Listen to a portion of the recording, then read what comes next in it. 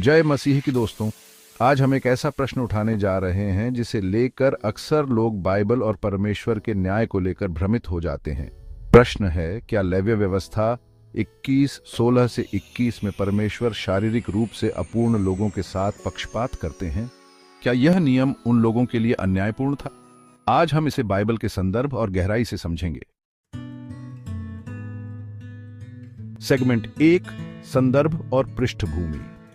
लेव्य व्यवस्था 21:16 से 21 में कहा गया है, हारून के वंश में से जिस किसी में कोई भी दोष हो वह यहोवा के हव्य चढ़ाने के लिए समीप न आए। यह आयत उन शारीरिक कमियों की बात करती है जिनके कारण व्यक्ति याजकीय सेवा में भाग नहीं ले सकता था। आलोचक इसे परमेश्वर के पक्षपात पूर्ण होने का प्रमाण मानते हैं, लेकिन इस नियम को सही से समझने के लिए हमें बाइबल की पवित्रता, याजकीय सेवा के उद्देश्य और परमेश्वर के न्यायपूर्ण स्वभाव को ध्यान में रखना होगा।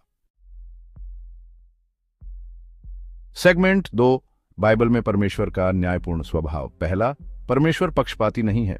बाइबल बार बार यह स्पष्ट करती है कि परमेश्वर निष्पक्ष और न्यायपूर्ण है।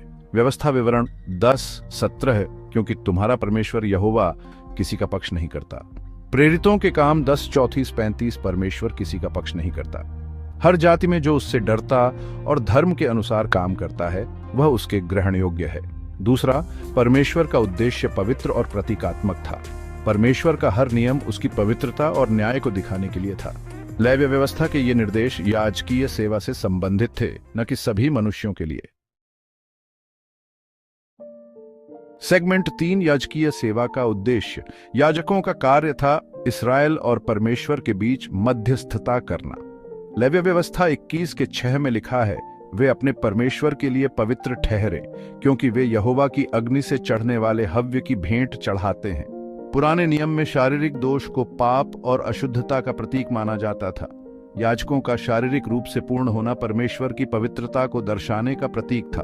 परमेश्वर ने शारीरिक दोष वाले व्यक्तियों को मंदिर में भोजन यानी पवित्र वस्तुएं खाने का अधिकार दिया। लेव्य व्यवस्था 21:22 में लिखा है, वह अपने परमेश्वर के भोजन में से पवित्र वस्तुओं को और अति पवित्र वस्तुओं को खा सकता है। इससे स्पष्ट होता है कि वे भी परमेश्वर के प्रिय और पवित्र समुदाय का हिस्सा थे। सेगमेंट 4, क्या यह नियम अन्यायपूर्ण था? यह पक्षपात नहीं था। याजकीय सेवा के लिए यह नियम केवल प्रतीकात्मक था, ताकि परमेश्वर की पवित्रता को दिखाया जा सके। यह सभी व्यक्तियों के लिए नहीं था। बाइबल बार बार दिखाती है कि परमेश्वर शारीरिक अपूर्णता को उद्धार या प्रेम का मापदंड नहीं मानते।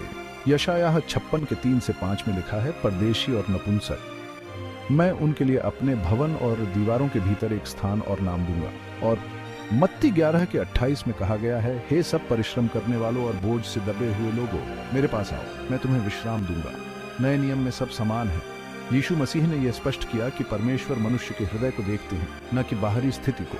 1 शमूएल 16:7 में लिखा है, यहोवा हृदय को देखता है। और गलातियों 3:28 में कहा गया है, यहूदियों और यूनानियों का, दासों और स्वतंत्रों का, नर और नारी का भेद नहीं रहा। सेगमेंट 5, बाइबल का व्यापक दृष्टिकोण। परमेश्वर का प्रेम और न्याय सभी के लिए समान है। यूहन्ना 3:16 में लिखा है, परमेश्वर ने जगत से ऐसा प्रेम किया कि उसने अपना एकलौता पुत्र दिया। शारीरिक स्थिति से अधिक आत्मिक सामर्थ्य महत्वपूर्ण है। 2 कोरिन्थियों 12:9 में कहा गया है, मेरा अनुग्रह तेरे लिए बहुत है, क्योंकि मेरी शक्ति निर्बलता में सिद्ध होती है। निष्कर्ष तो, क्या लेव्य व्यवस्था 21:16 से 21 में परमेश्वर पक्षपात करते हैं? नहीं। यह नियम केवल याजकीय सेवा की पवित्रता और परमेश्वर की पूर्णता को दर्शाने के लिए था। शारीरिक दोष वाले लोग भी परमेश्वर के प्रिय थे और पवित्र वस्तुओं में हिस्सा पाते थे। बाइबल का व्यापक संदेश यह है कि परमेश्वर सभी को समान रूप से प्रेम करते हैं और उनकी कृपा सभी के लिए उपलब्ध है। यदि आपको यह वीडियो पसंद आया तो इसे लाइक करें, सब्सक्राइब करें और अपने विचार कमेंट में लिखें। धन्यवाद।